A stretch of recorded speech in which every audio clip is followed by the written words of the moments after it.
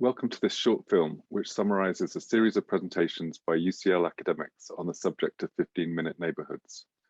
Outlining the ideas and research, the film captures the essence of the presentations and poses some questions to stimulate discussion about 15-minute neighbourhoods. The individual presentations can be seen in full on the microsite.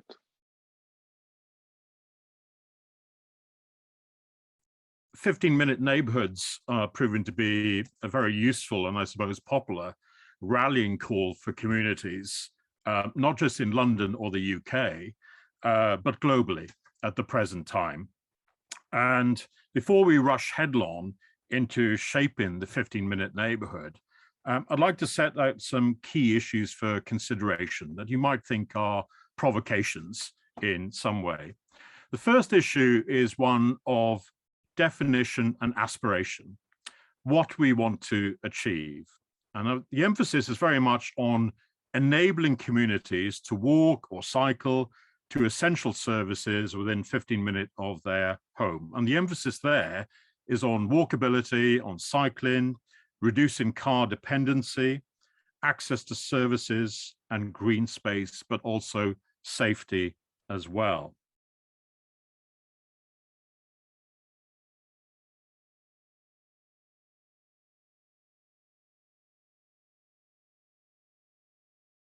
The pandemic has led to new ways of thinking and working about how we live and work. More people have been working from home, but also there's been increased awareness about the impacts of COVID on such things as isolation, on segregation, and the lack of access to green space for health and well-being, and even on the pace of life for many people as well.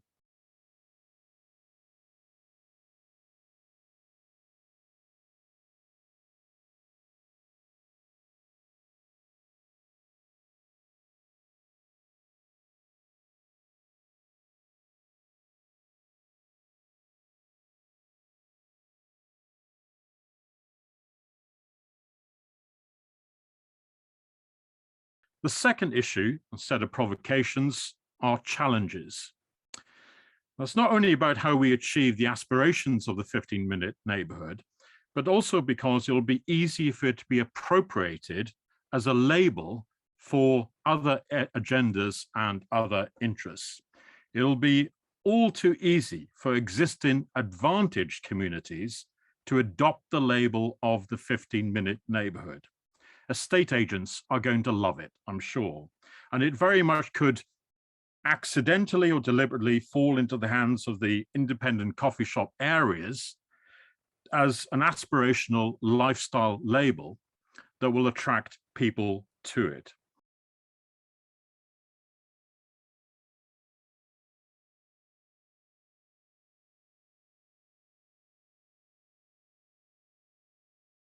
So we need to be sensitive about how inclusive some of these agendas are from the outset, but also consider where boroughs perhaps need to prioritize geographically, even politically, areas that have become the most disadvantaged through those previous interventions or the lack and loss of services.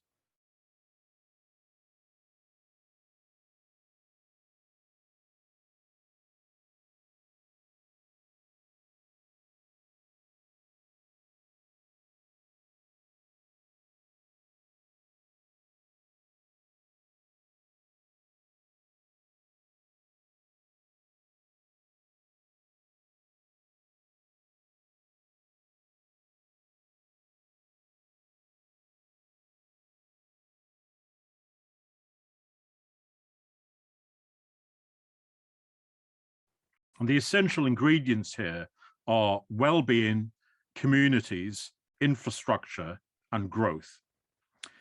And those often competing issues will only be addressed by some critical factors. And I've got 5. The first is vision. What do you want your place to be in the medium to long term? You have to think medium to long-term perspectives to bring about these agendas. The second is benefit. What multiple benefits can be achieved for the maximum number of people by taking decisions now, not singular outcomes or policy siloed outcomes, but multiple benefits simultaneously. The third issue is inclusivity. How do you enable citizens and communities to start to take their own decisions about some of the choices to do with their own places as well? The fourth set of issues are of creativity, and there will need to be creative use of multiple budgets going forward rather than a single budget pot. But that might mean that small-scale pilot proof of concept interventions might be a good starting point to create a honeypot effect rather than a big bang. We still need growth in places, and places still need to be economically successful as well as socially beneficial and environmentally just. And the final set of issues are to do with distinctiveness. Copying how the 15-minute neighborhood is done elsewhere, where places are regarded as successful, won't work. The most successful places will be those that are emerging from the unique character and assets of the place in question. 15-minute neighborhoods are here to stay, I think, as an aspirational future for places and for people.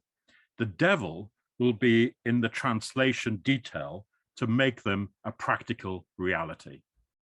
Thanks very much.